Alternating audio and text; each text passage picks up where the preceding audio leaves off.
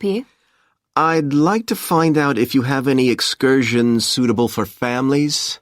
Sure. How about taking your family for a cruise? We have a steamship that takes passengers out several times a day. It's over 100 years old. That sounds interesting. How long is the trip? About an hour and a half. And don't forget to take pictures of the mountains. They're all around you when you're on the boat and they look fantastic. Okay. And I assume there's a cafe or something on board? Sure. How old are your children? My daughter's 15 and my son's 7. Right. Well, there are various things you can do once you've crossed the lake to make a day of it. One thing that's very popular is a visit to the country farm. You're met off the boat by the farmer and he'll take you to the holding pens where the sheep are kept. Children love feeding them. My son would love that. He really likes animals. Well, there's also a 40-minute trek round the farm on a horse if he wants. Do you think he'd manage it? He hasn't done that before. Sure. It's suitable for complete beginners. Good. And again, visitors are welcome to explore the farm on their own, as long as they take care to close gates and so on. There are some very beautiful gardens along the side of the lake which also belong to the farm. They'll be just at their best now. You could easily spend an hour or two there. Okay, well, that all sounds good. And can we get lunch there? You can, and it's very good, though it's not included in the basic cost. You pay when you get there. Right. So, is there anything else to do over on that side of the lake? Well, what you can do is take a bike over on the ship and then go on a cycling trip. There's a trail there called the Back Road. You could easily spend 3 or 4 hours exploring it, and the scenery's wonderful. They'll give you a map when you get your ticket for the cruise. There's no extra charge. What's the trail like in terms of difficulty? Quite challenging in places. It wouldn't be suitable for your 7-year-old. It needs someone who's got a bit more experience. Well, my daughter loves cycling, and so do I, so maybe the 2 of us could go, and my wife and son could stay on the farm. That might work out quite well. But we don't have bikes here. Is there somewhere we could rent them? Yes, there's a place here in the city. It's called Ratcheson's. I'll just make a note of that. How do you spell it? Ratchesons.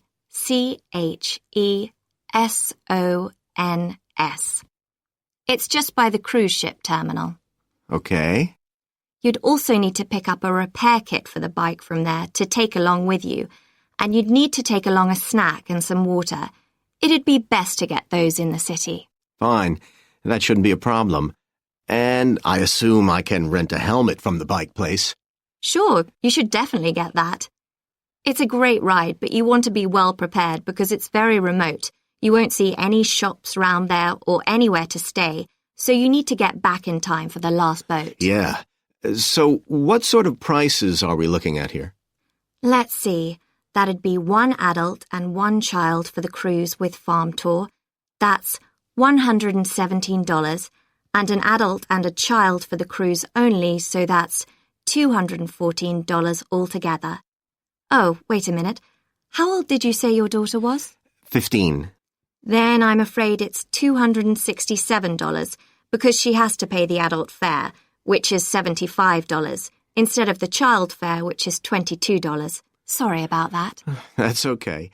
So how do we find out? Good morning, everyone. My name's Joy Parkins, and I'm the restaurant manager. And I understand that none of you have had any previous experience as kitchen assistants. Well, you might be feeling a bit nervous now, but most of our kitchen assistants say they enjoy the work. OK, they might get shouted at sometimes, but it's nothing personal. And they're pleased that they have so many different things to do, which means they never get bored. And I'll tell you straight away that if you do well, we might think about moving you up and giving you some more responsibility. Right, well, you've all shown up on time, which is an excellent start. Now, I'm glad to see none of you have unsuitable footwear, so that's good. You need to be careful as the floors can get very wet and slippery. Those of you with long hair have got it well out of the way, But some of you'll need to remove your rings and bracelets. Just put them somewhere safe for today. And remember to leave them at home tomorrow, as they can be a safety hazard. Now, it's going to be a busy day for you all today. We don't have any tables free for this evening, and only a few for lunch.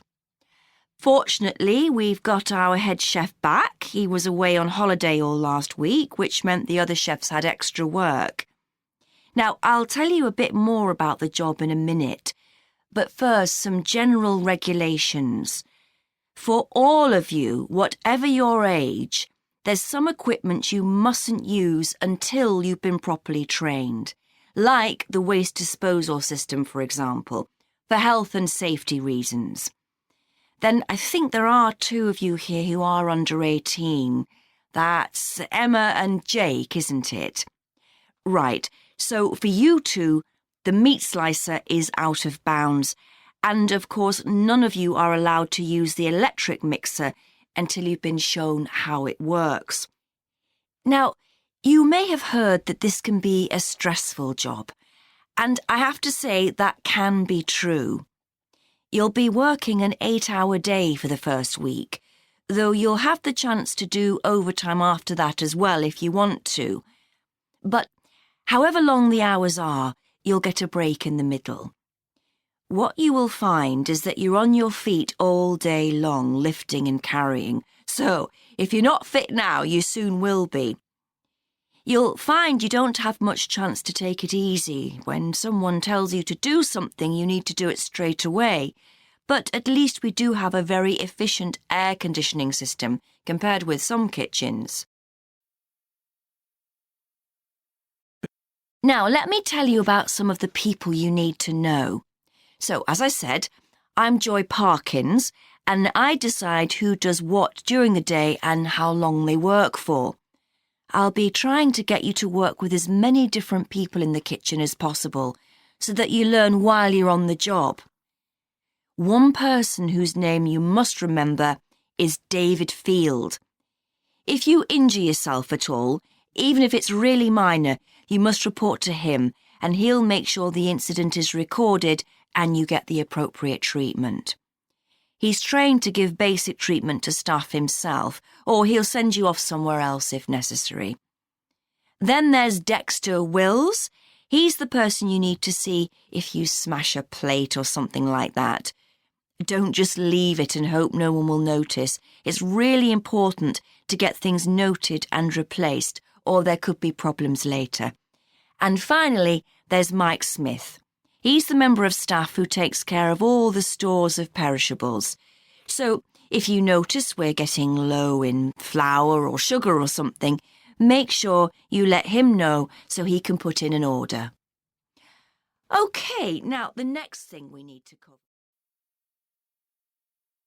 OK, Stuart, we need to start planning our paper on public libraries. Have you thought of an angle yet? Well, there's so much we could look into. How libraries have changed over the centuries, for instance, or how different countries organise them.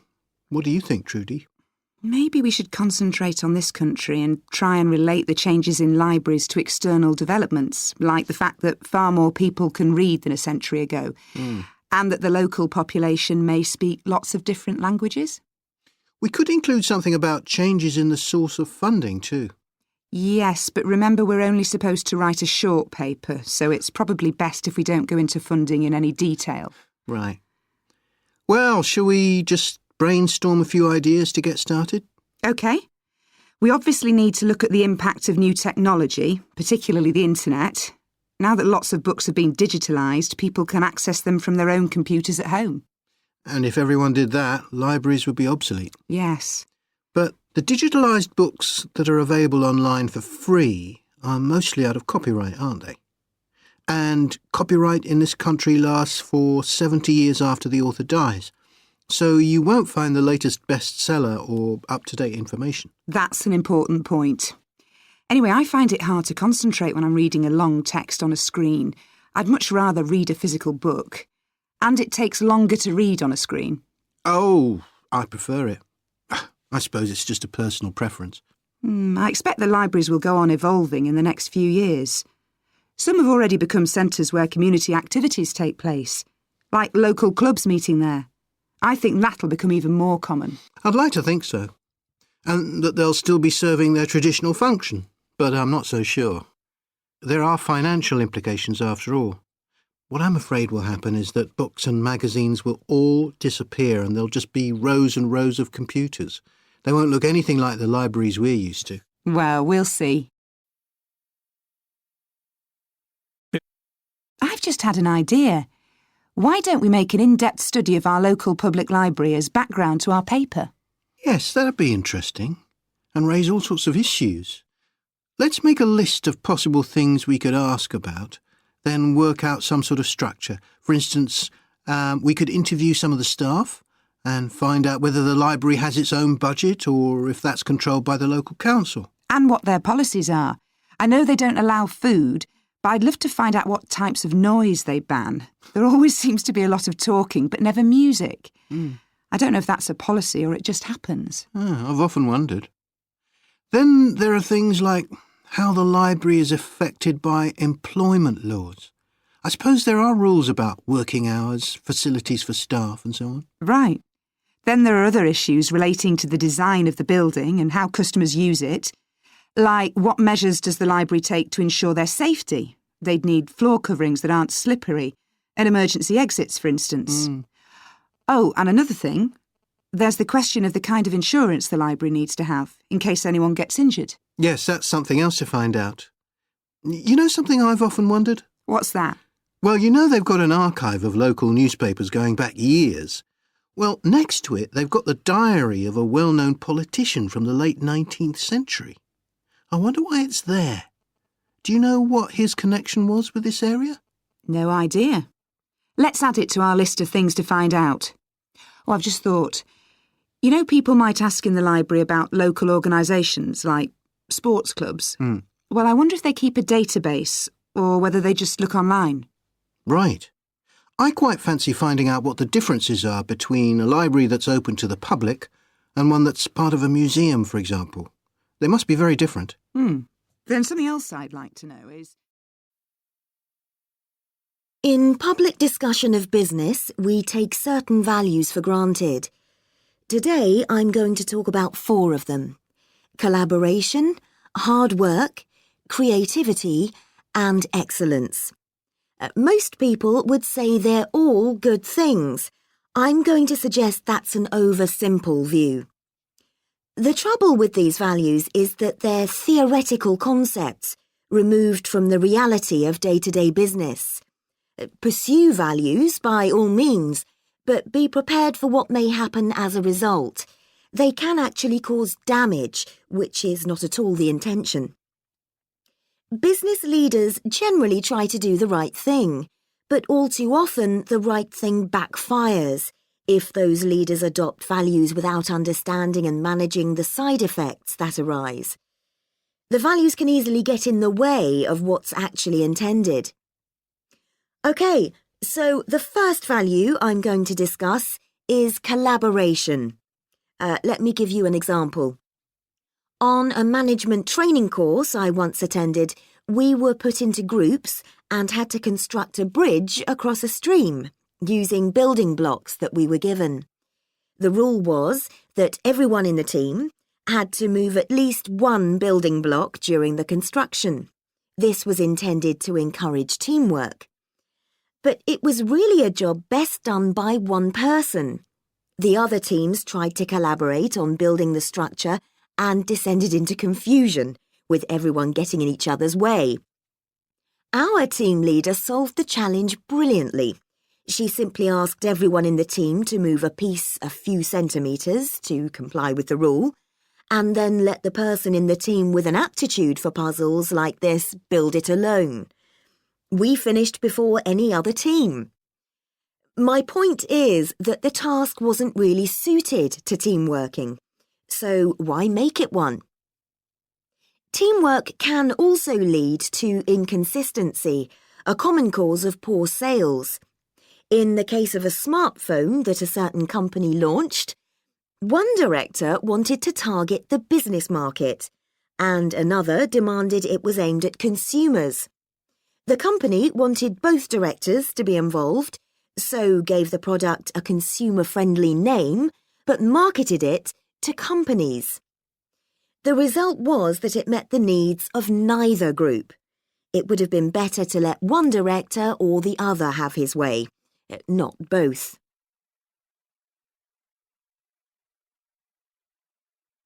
Now, industriousness, or hard work. It's easy to mock people who say they work hard. After all, a hamster running around in a wheel is working hard and getting nowhere. Of course, hard work is valuable, but only when properly targeted. Otherwise, it wastes the resources that companies value most, time and energy, and that's bad for the organisation. There's a management model that groups people according to 4 criteria: clever, hard-working, stupid, and lazy. Here, lazy means having a rational determination not to carry out unnecessary tasks. It doesn't mean trying to avoid work altogether.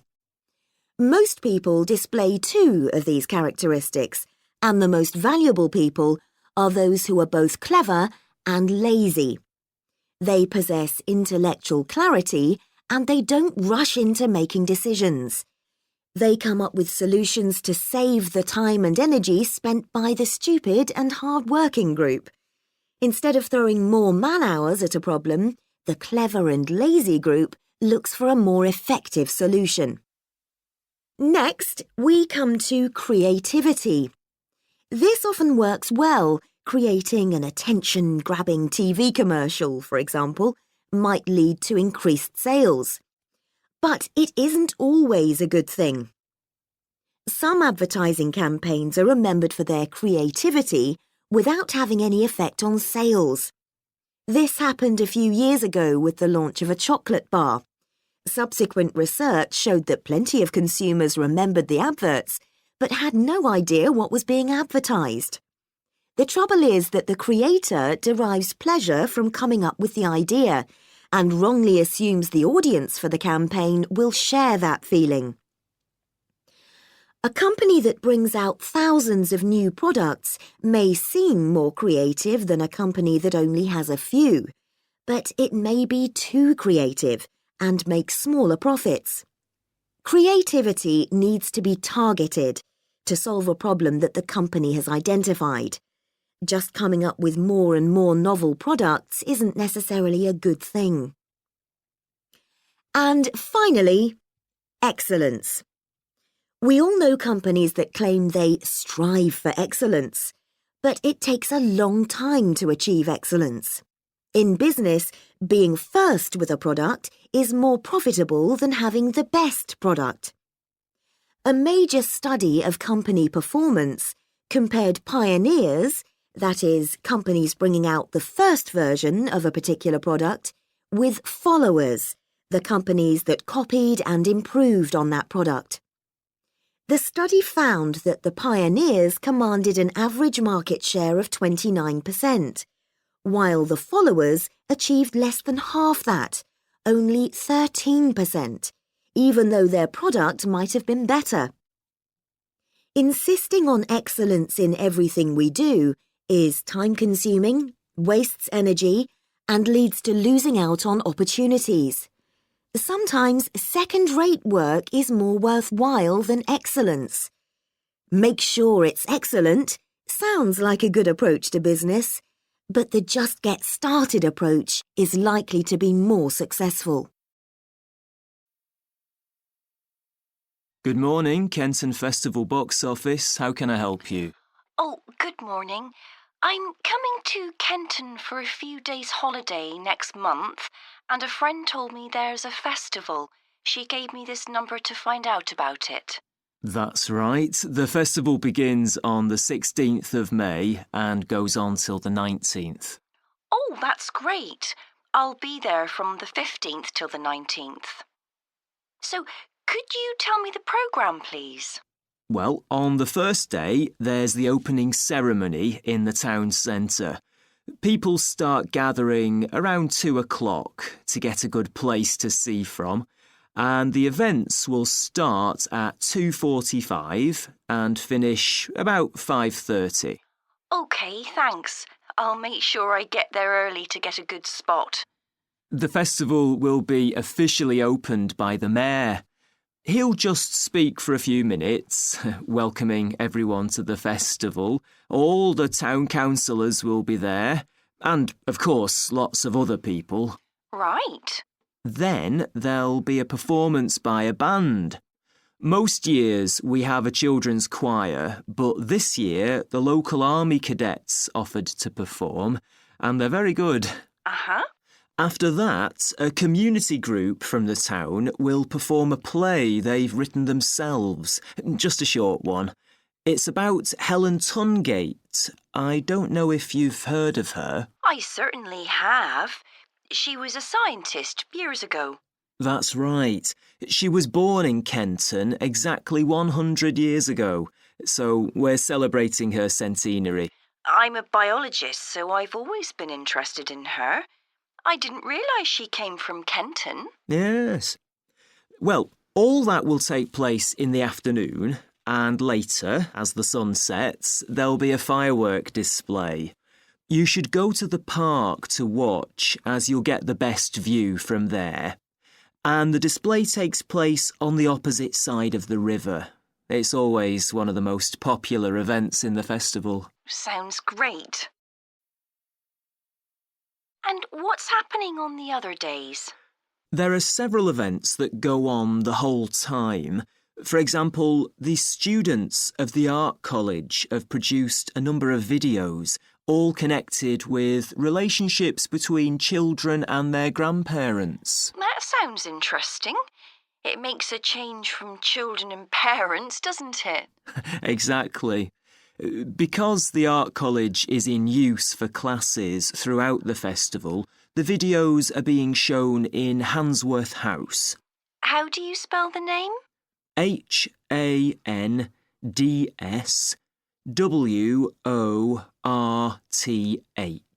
Handsworth House. It's close to the town hall. Right. Now, let me see, what else can I tell you about? Are there any displays of ballet dancing? I'm particularly interested in that, as I do it as a hobby. There isn't any ballet, I'm afraid, but there'll be a demonstration of traditional dances from all round the country. Well, that'd be nice. Where's that being held? It's in the market in the town centre. The outdoor one, not the covered market. And it's on at 2 and 5 every afternoon of the festival, apart from the first day. Lovely. I'm interested in all kinds of dancing, so I'm sure I'll enjoy that. I'm sure you will. And I'd really like to go to some concerts, if there are any. Yes, there are several. 3 performed by professionals and 1 by local children. And where is it being held? It's in the library, which is in Park Street.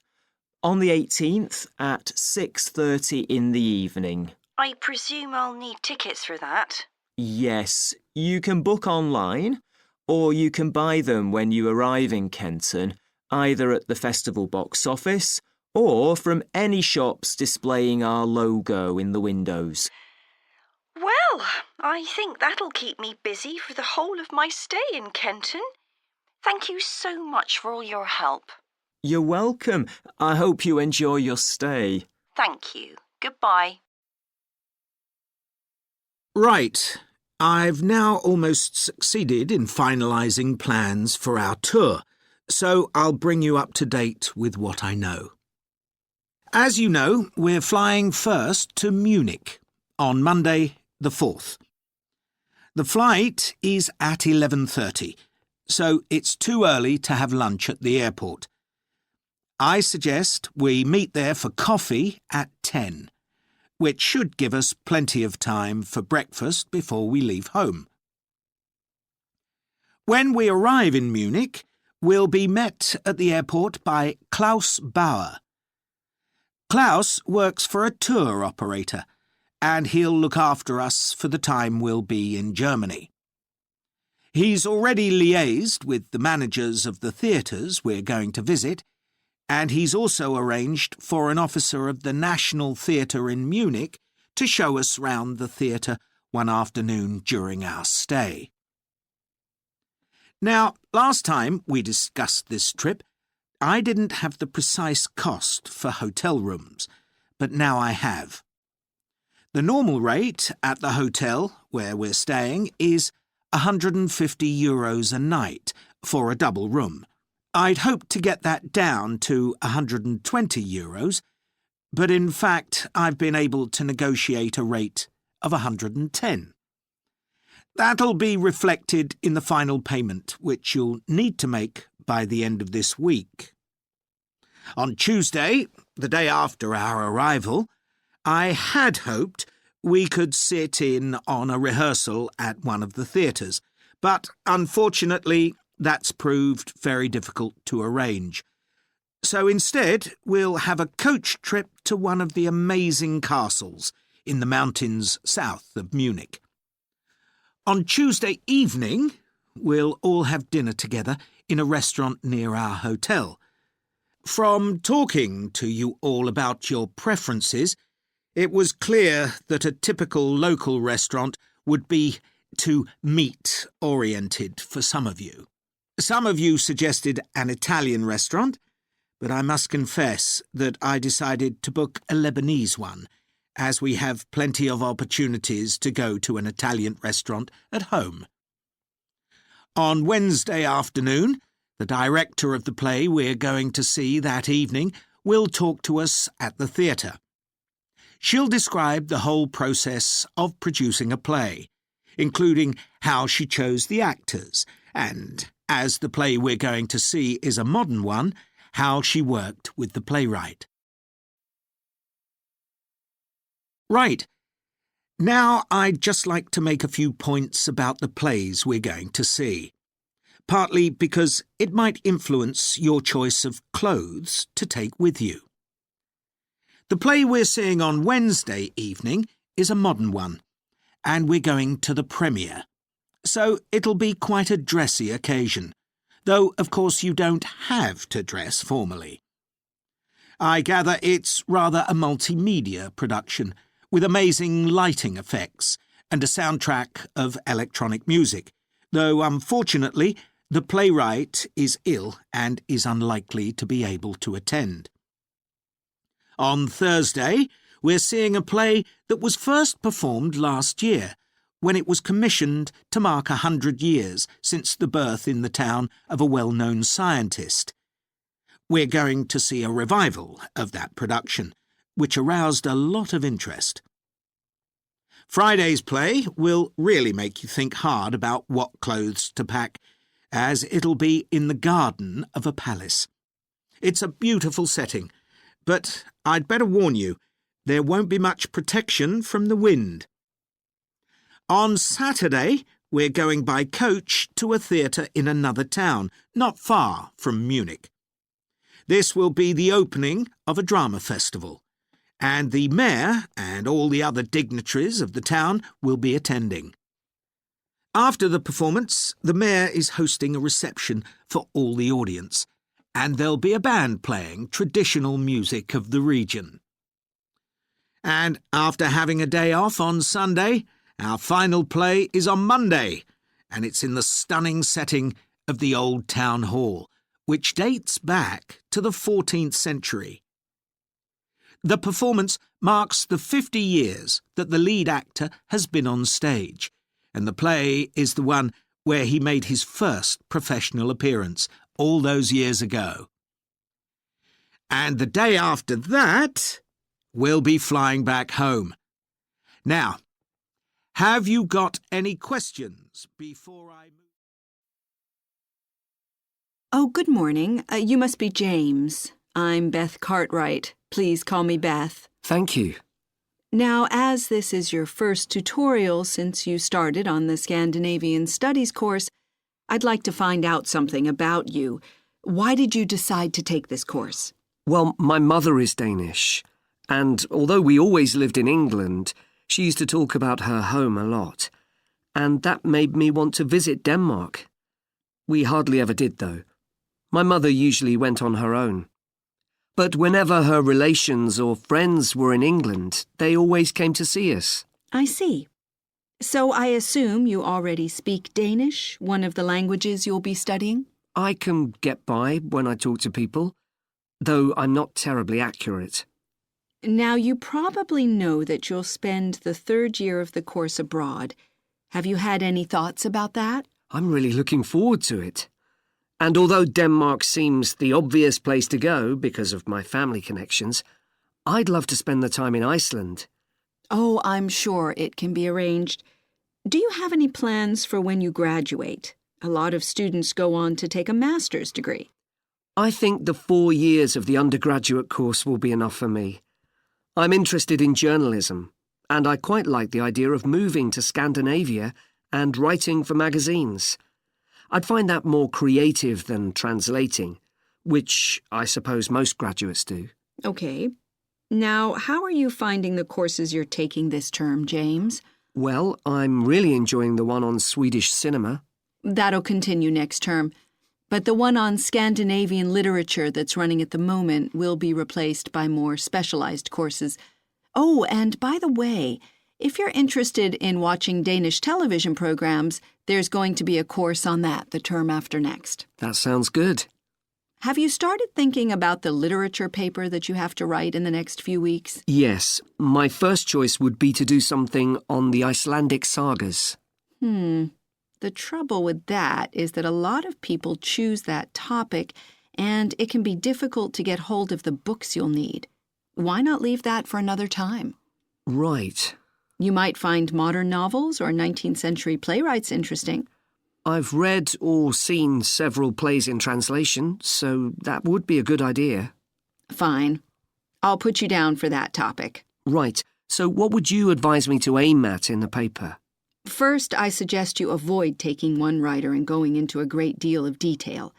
That approach certainly has its place, but I think you first need to get an understanding of the literature in the context of the society in which it was produced, who it was written for, how it was published, and so on.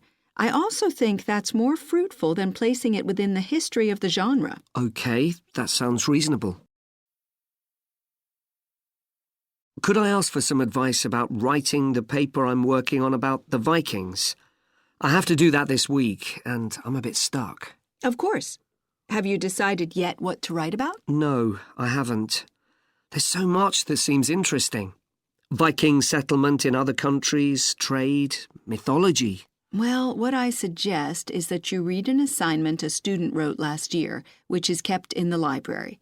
It's short and well-focused, and I'm sure you'll find it helpful. I'll give you the details in a moment. Textbooks usually cover so many topics, it can be very difficult to choose just one. Okay. I've got a DVD of the film about the Vikings that came out earlier this year. Should I watch that again? If it's the one I am thinking of, I'd ignore it. It's more fantasy than reality. But I've got a recording of a documentary that you should watch.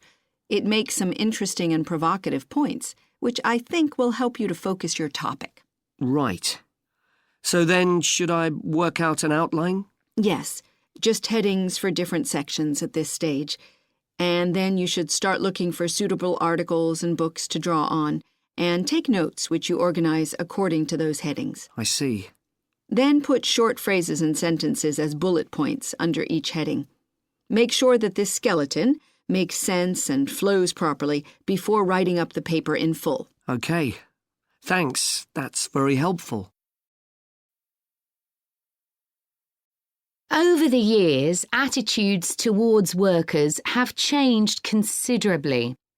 After all, there was a time when workers had no rights at all and laboured in appalling conditions.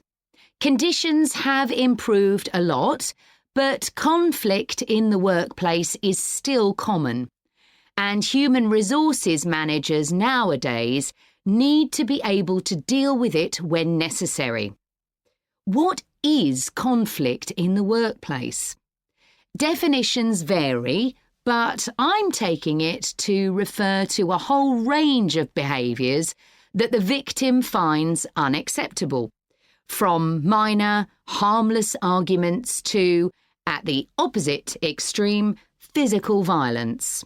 Much of this is covered by the term bullying, by which I mean one or more people behaving abusively or aggressively against another who is in a weaker position. Although all behaviour like this is a form of conflict, not all conflict can be described in these terms. As with all human behaviour, there are numerous reasons for it, but often it's caused by someone who feels the need to show their superiority over someone else in order to feel that they aren't at the lowest level in a hierarchy or a group of people. In some cases, one person simply dislikes the other on the basis that the personality of one is in some way incompatible with that of the other person. A general habit of optimism in one person could make them intolerant of a colleague who's constantly pessimistic. Not that that justifies treating them badly, of course. Some conflicts arise when people are more interested in promoting themselves and their team than in the company as a whole. These conflicts are called structural and could come about, for example, when a sales team believe they are the only people in the business who do any useful work and look down on behind-the-scenes administrators. Conflict obviously affects the individuals concerned. The situation is likely to be very stressful for victims, resulting in their absence from work, possibly for months. For the company, if no effort is made to deal with conflict, it can spiral out of control and even lead to the breakdown of the business.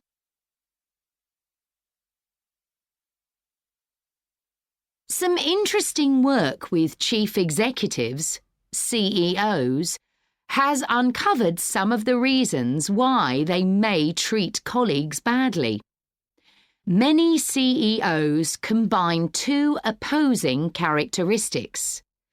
Confidence, that is, the belief that they're capable of great achievements, with a high level of anxiety, a fear of missing targets, whether set by themselves or by the directors of the company. This combination can make them respond badly to anyone who questions their decisions. In a high-pressure work environment, such characteristics become problematic, and it's particularly difficult to tackle the situation where colleagues, managers, and board members are all trying to achieve their own visions. When they can't agree on strategic issues and on where they see the business going, there are real problems. For managers at lower levels within the organisation, it might seem that an autocratic form of management, where the chief executive gives orders and everyone else has to obey, would see more conflict than others. Interestingly, though, a company with a more democratic business model can suffer more when uncertainty about who to report to leads to conflicting demands. Now I'll say a little about dealing with the type of conflict that has harmful effects. Of course, the ideal is to prevent it arising in the first place. A good manager at any level will make efforts to earn the respect of the people they work with, particularly those who report to them. That will involve politeness in all communications and treating them as equals who happen to have a different role within the organisation. Sometimes, of course, conflict does occur and can get out of hand. In such cases, the Human Resources Department often gets involved. However, if one of the parties in a conflict sees human resources as simply a mouthpiece for the chief executive, then an external mediator might be able to help. By talking to both sides and trying to find the truth of what's been happening, they can build a clear picture of the situation and give feedback that both sides will accept, precisely because they're independent. Hello? Hi, Susie. It's Paul here. How are you? Enjoying your new job? You're working at the library, aren't you? Yes, I started when the library reopened a month ago. It's great. Actually, Carol and I have been meaning to join for a while. Oh, you should. It doesn't cost anything, and the new library has all sorts of facilities. It's not just a place where you borrow books. For instance, there's an area with comfortable seats where you can sit and read the magazines they have there. Some people spend the whole morning there. Wish I had that amount of time to spend. Yes, you must be pretty busy at present, with the children and everything. We are, yes. But we're hoping to get away this summer. We're thinking of going to Greece. Well, we've got a much larger section of the library devoted to travel books now, so you should come and have a look. I can't remember if there's anything specifically on Greece, but I should think so. OK. Now, Carol's organising a project for the history class she teaches at school. It's about life in the town 100 years ago. Do you have anything that might be useful? Yes. Actually, we've now got a new section with materials on the history of the town and surrounding region. Right. I'll tell her. You can't always find that sort of thing on the internet. Now, in the old library, there used to be a separate room with reference books. It was a really nice, quiet room. Yes, we've put those books in the main part of the library now, but we do have a room called the community room. It can be hired out for meetings, but at other times, people can use it to study. I might use that. It's hard to find anywhere quiet at home sometimes. I can't remember how old your son and daughter are. We've introduced a special section of fiction written specially for teenagers, but they might be a bit young for that. Yes, they would be. Well, we do have lots of activities for younger children. Yes? For example, we have a science club. At the next meeting, they're going to be doing experiments with stuff that everyone has in the kitchen, sugar and flour and so on. They might be interested, yes.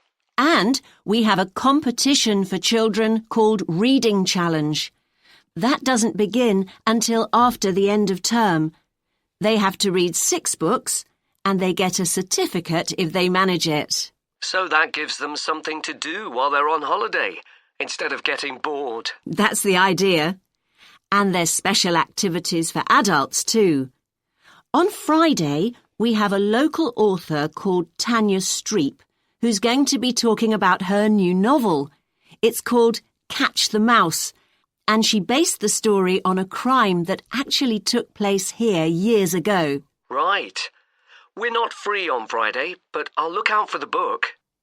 Now, this probably isn't for you, but we do have IT support available for members.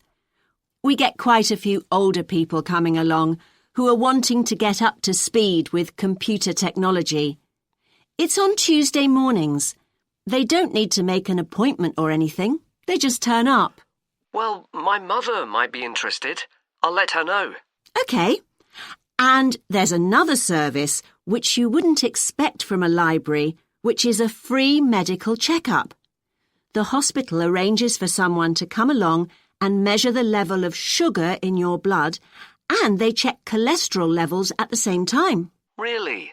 Yes, but that's only for the over 60s, so you wouldn't qualify. OK. Well, I'll tell my mother. She might be interested. What other information? Well, we do have a little shop with things like wall charts and greetings cards, and also stamps, so you can post the cards straight away, which is really useful. Yeah. Well, I'll bring the children round at the weekend and we'll join. Oh, one more thing. I'll be bringing the car. Is there parking available? Yes, and it's free in the evening and at weekends. Perfect. Well, thanks, Susie. See you soon. In this session in your training day, we're going to look at some of the more specialized holidays we offer at BC Travel.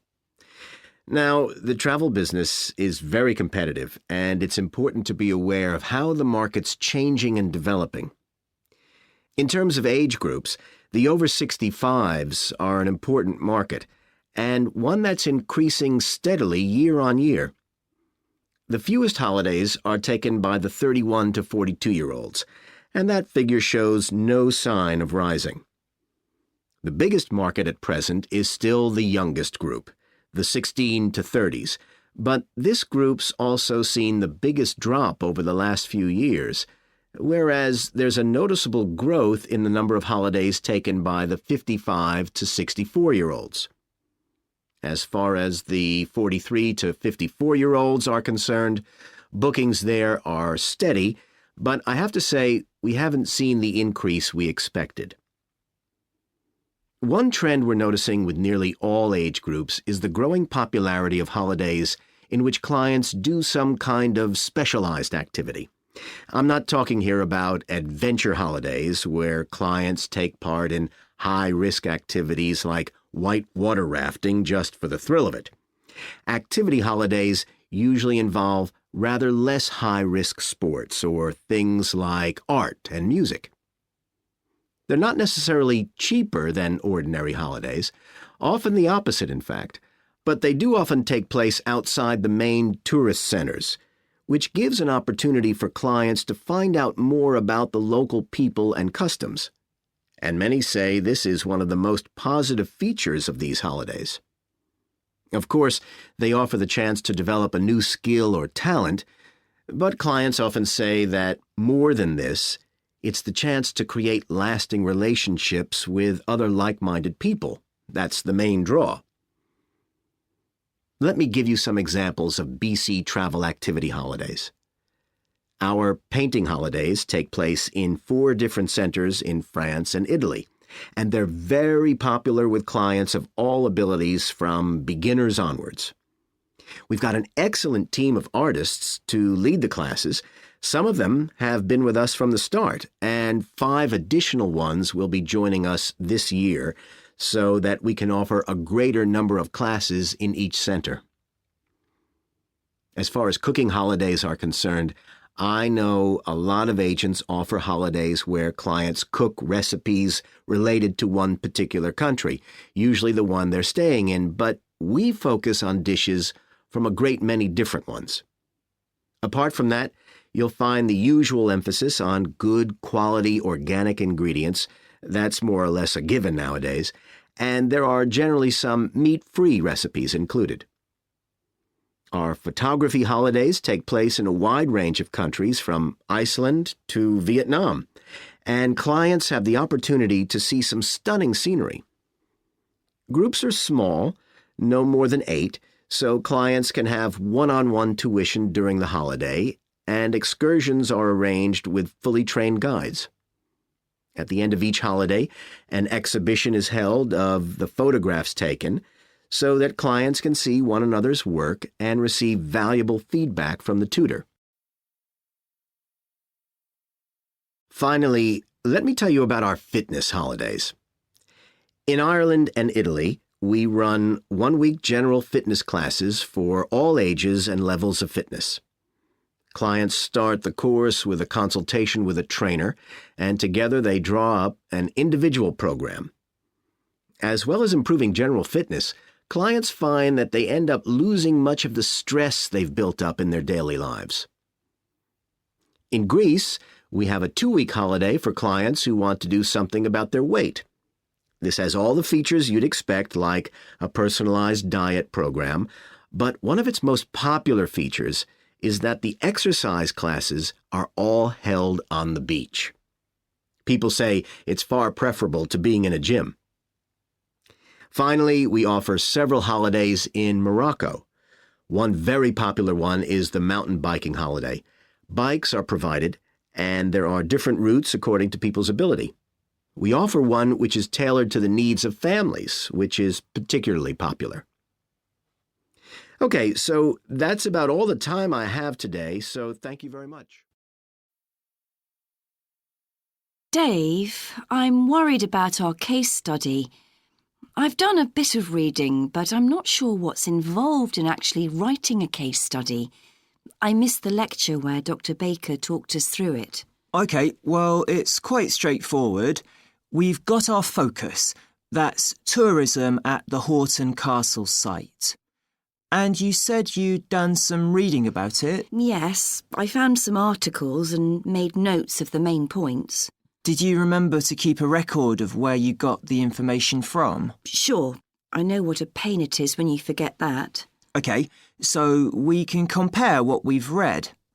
Then we have to decide on a particular problem or need at our site. And then think about who we're going to interview to get more information. OK, so who'd that be? The people who work there?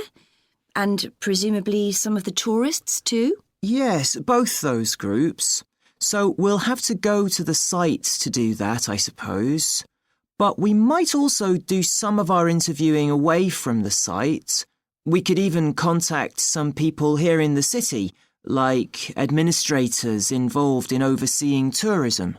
OK, so we'll need to think about our interview questions and fix times and places for the meetings.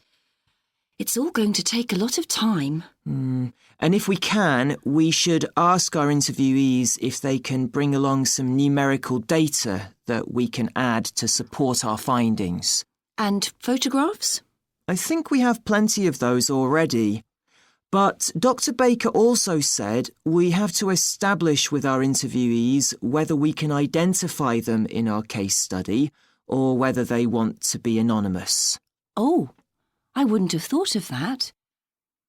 OK, once we've got all this information, I suppose we have to analyse it. Yes, put it all together and choose what's relevant to the problem we're focusing on and analyse that carefully to find out if we can identify any trends or regularities there.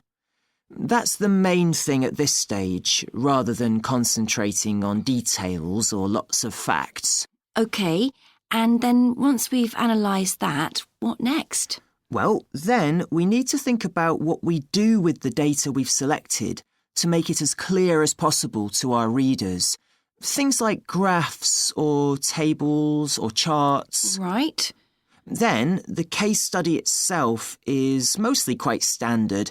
We begin by presenting the problem and giving some background, then go through the main sections. But the thing that surprised me is that in a normal report, we'd end with some suggestions to deal with the problem or need we identified. But in a case study, we end up with a question or a series of questions to our readers, and they decide what ought to be done. Oh, I hadn't realised that. So, basically, the problem we're addressing in our case study of the Horton Castle site is why so few tourists are visiting it. And we'll find out more from our interviews, but I did find one report on the internet that suggested that one reason might be because, as far as transport goes, access is difficult. I read that too, but that report was actually written 10 years ago when the road there was really bad, but that's been improved now. And I think there's plenty of fascinating stuff there for a really good day out, but you'd never realise it from the castle website. Maybe that's the problem. Yes, it's really dry and boring. I read somewhere a suggestion that what the castle needs is a visitor centre. So we could have a look for some information about that on the internet. What would we need to know? Well, who'd use it for a start? It'd be good to know what categories the visitors fell into too, like school parties or retired people. But I think we'd have to talk to staff to get that information. OK, and as we're thinking of suggesting a visitor centre, we'd also have to look at potential problems. I mean, obviously it wouldn't be cheap to set up. No, but it could be a really good investment. And as it's on a historical site, it'd need to get special planning permission, I expect. That might be hard. Right, especially as the only possible place for it would be at the entrance, and that's right in front of the castle. But it could be a good thing for the town of Horton. At present, it's a bit of a ghost town. Once they've left school and got any skills or qualifications, the young people all get out as fast as they can to get jobs in the city, and the only people left are children and those who've retired. Right. Something else we could investigate would be the potential damage that tourists might cause to the castle site. I mean, their environmental impact. At present, the tourists can just wander around wherever they want. But if numbers increase, there might have to be some restrictions, like sticking to marked ways. And there'd need to be guides and wardens around to make sure these are enforced. Yes, we could look at that too. OK, well, we certainly managed... OK, so we've been looking at how man-made changes in our environment can affect wildlife. Now, I'll discuss a particular example. Let's take a look at mercury.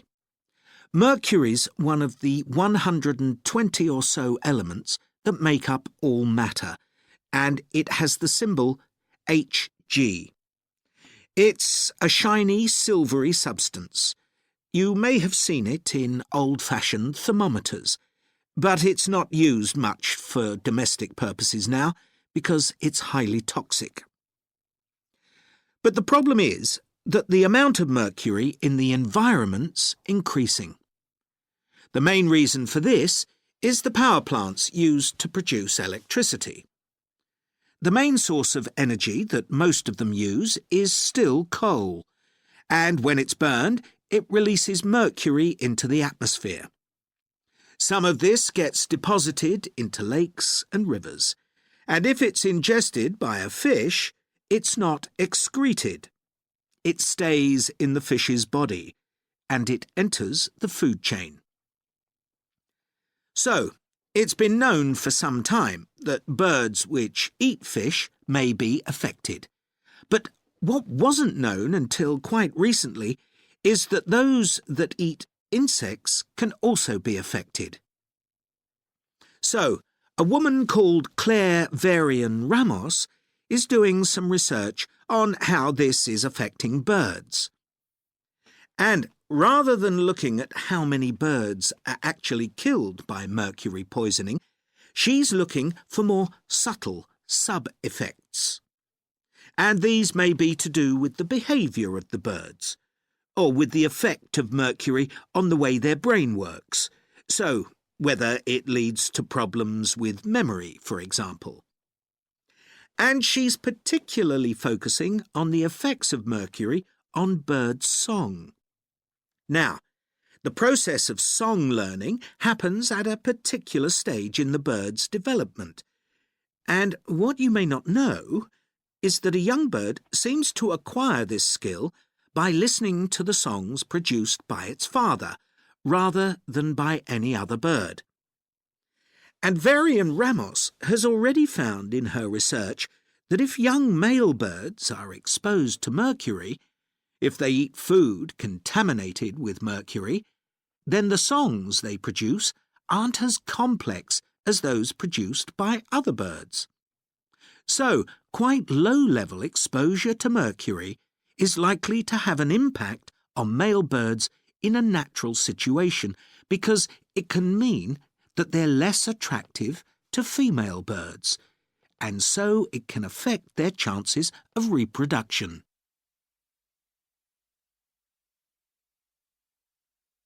Now, the way she's carrying out this research is worth thinking about.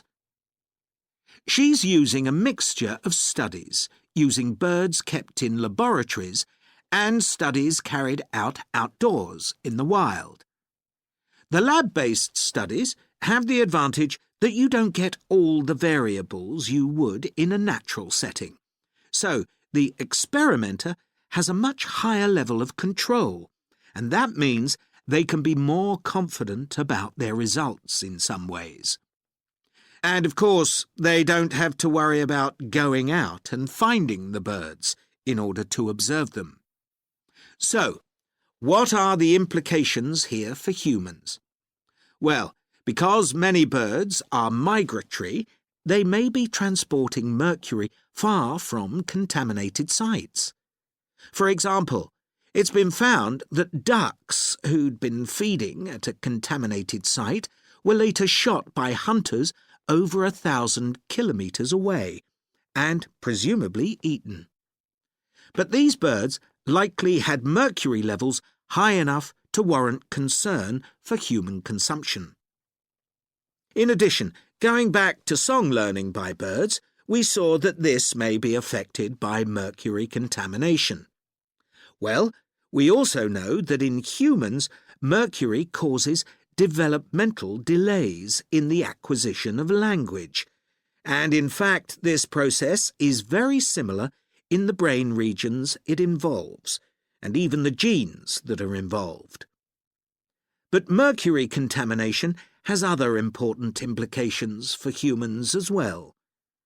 It's now known that an unborn child can be affected if the food eaten by its mother contains high levels of mercury, and these effects can be quite substantial. In the end, it comes down to whether more value is placed on human economic well-being or environmental well-being. It's true there are new regulations for mercury emissions from power plants, but these will need billions of dollars to implement and increase costs for everyone. Some argue that's too much to pay to protect wildlife. But as we've seen, the issues go beyond that, and I think it's an issue we need to consider very carefully.